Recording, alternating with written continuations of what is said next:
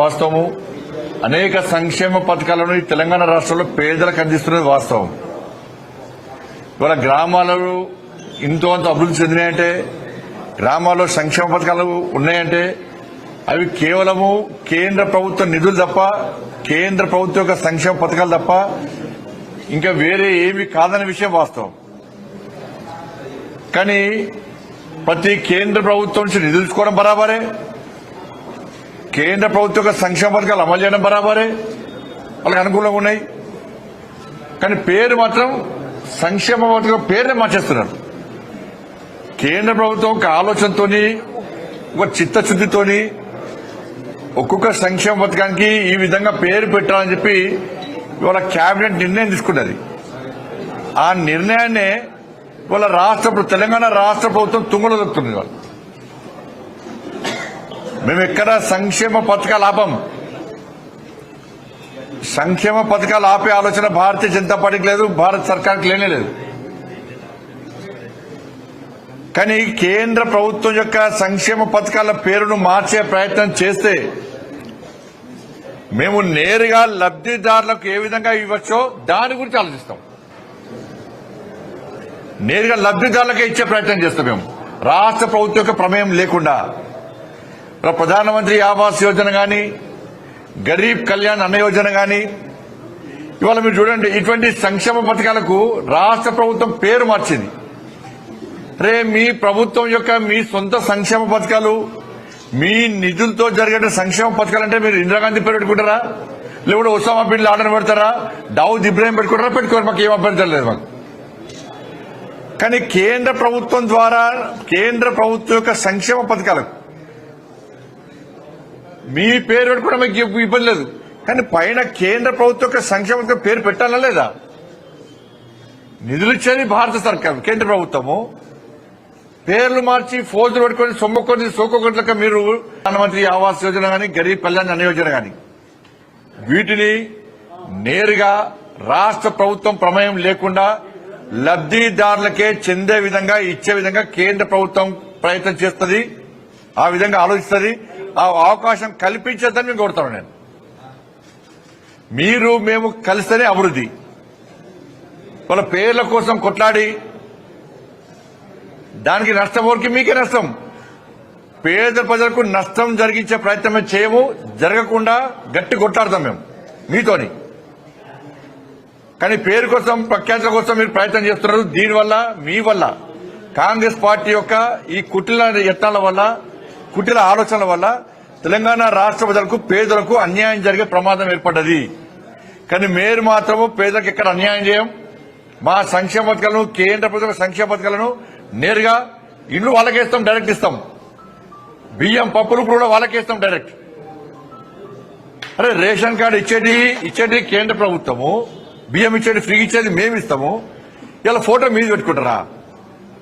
ఏమైంది? Ration card మీద ప్రధానమంత్రి గరీబ్ కళ్యాణ్ అన్న యోజన పెడితే తప్పేముంది అంటున్నా నేను. మీకున్న ఇబ్బంది ఏంది? ఇవాళ ఇందిరమ్మ ఇల్లు అంటున్నారు, పైన ప్రధానమంత్రి ఆవాస్ యోజన అని పెడితే తప్పైంది, ఇబ్బంది మీకు వచ్చిన ఒప్పైంది. అంత ఇబ్బంది ఏంది మీకు? అంత పట్టిపోయింది మీకు? పేదలకు ఇల్లు ఇవ్వాలని ఆలోచన లేదు మీకు. పేరు కోసం పట్టింపు మీకు. కేంద్ర ప్రభుత్వం పేరు రావద్దు, ప్రధానమంత్రి గారి పేరు రావద్దు, దొబ్బిపోవాలన్నీ.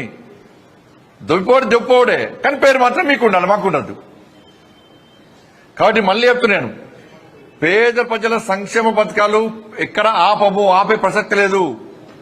పేదలకు ఎక్కడ అన్యాయం జరగనీయము. ఇటువంటి ఇండ్ల విషయంలో గాని, గరీబ్ కళ్యాణ్ అనే విషయంలో గాని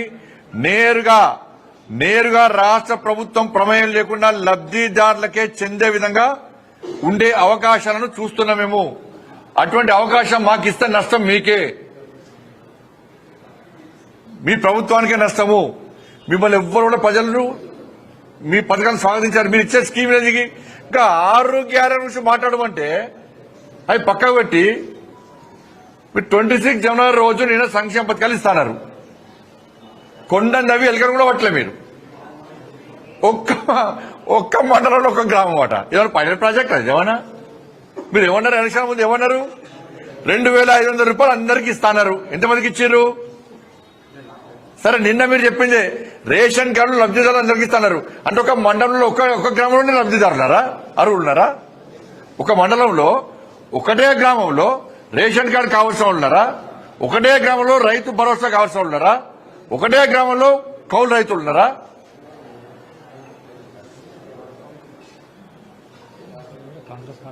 ఇది ఇక్కడ పద్ధతి అంటే ఆ మండలంలో మిగతా గ్రామాలందరూ ప్రజలు ఓట్లేదా మీకు? ఒకటే గ్రామంలో ఓట్లు ఇచ్చినా మీకు? కానీ ఇచ్చే యోచనలో ప్రభుత్వం లేదు. ఇద్దామన్నా ప్రభుత్వం దగ్గర పైసలు లేవు. ఉన్న పైసలు కాబట్టి ఢిల్లీలో కప్పం కడుతున్నారు, పొట్టు దోసుకుంటున్నారు.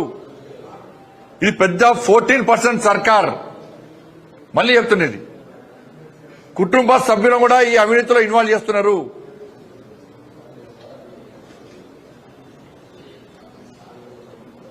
కాబట్టి 26 జనవరి కోసం ప్రజలు ఎదురు చూశారు.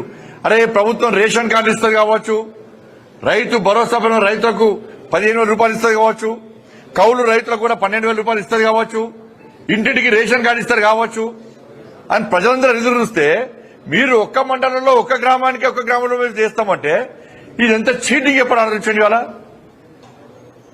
గింత దుర్మార్గం బుద్ధులు ఆమె గింత అన్యాయం చేస్తారా తెలంగాణ రాష్ట్ర ప్రజలకు? మీరు వాళ్ళ మీద చిత్తశుద్ధి వచ్చినారే. గ్రామాల్లో రైతు వేదిక పైసలు మాయే, కేంద్ర ప్రభుత్వానియే. ప్రకృతి వనానికి పైసలు కేంద్ర ప్రభుత్వానియే.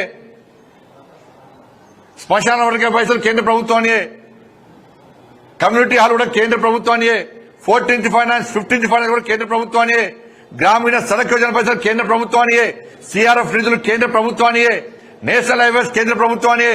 రైల్వేస్ కేంద్ర ప్రభుత్వానియే.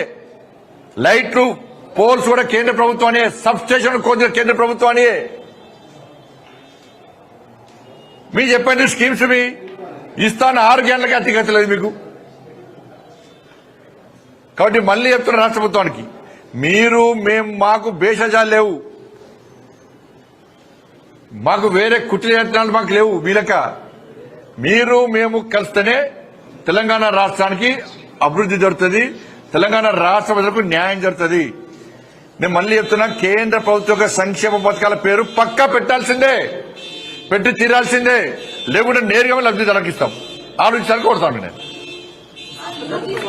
అదే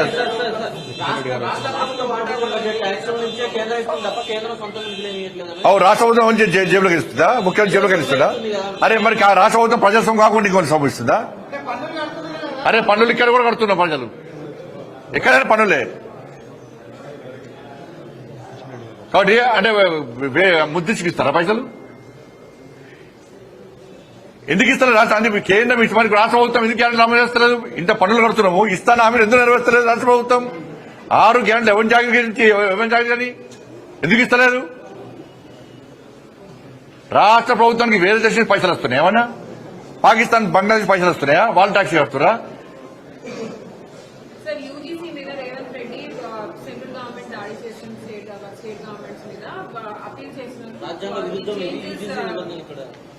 రాష్ట్ర ప్రభుత్వం ఏది పడుతుంది మాట్లాడుతుంది, వాళ్ళు అనుకున్నదే న్యాయం అనుకుంటున్నారు.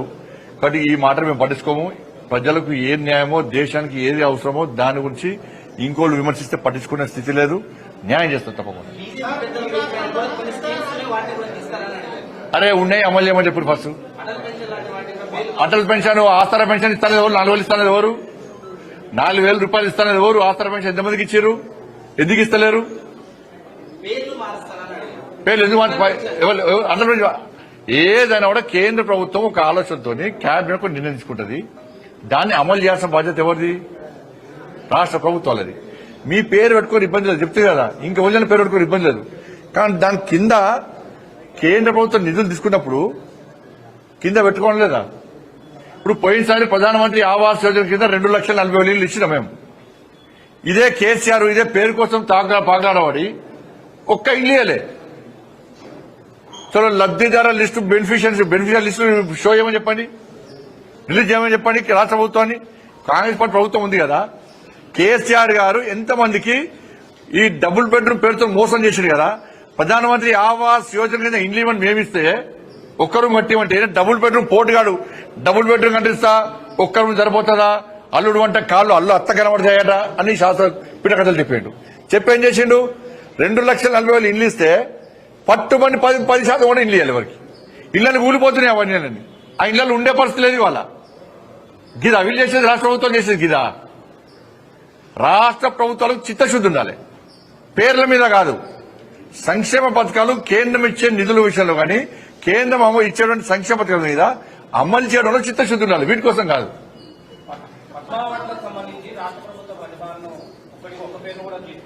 రాష్ట్ర ప్రభుత్వం ప్రతిపాదనలు పంపే సమయంలో ఎవరి పేరు పంపాలో వాళ్ళ పేరు పంపాలి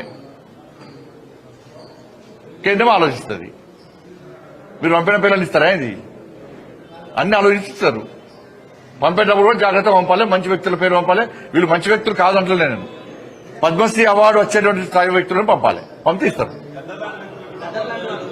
ఎట్టిస్తామన్నా ఎట్టిస్తాం గద్దరికి ఎట్టిస్తాం చెప్పండి అని భావాజాలం ఏంది ఎంతమంది భారతీయ జనతా పార్టీ కార్యకర్తలను మర్డర్ చేసిన వ్యక్తులు ఆయన ఎట్టిస్తాం మేము పక్కా అయ్యాం మా కార్యకర్తలను చంపితే మా కార్యకర్తలను చంపిన కార్యకర్తలను పాటలు పాడిన వ్యక్తి గద్దర్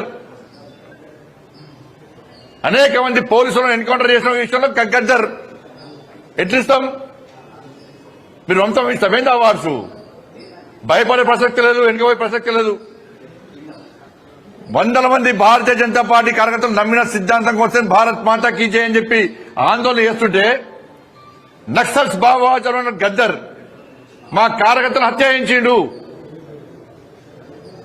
ఎన్ఐఏ ఎంక్వైరీ చేసింది గద్దర్ గారి మీద అనేక మంది పోలీసులను ఎన్కౌంటర్ పేరుతో మర్డర్ చేసిండు అటువంటి వ్యక్తిని ఏ విధంగా పంపుతారు ఇవాళ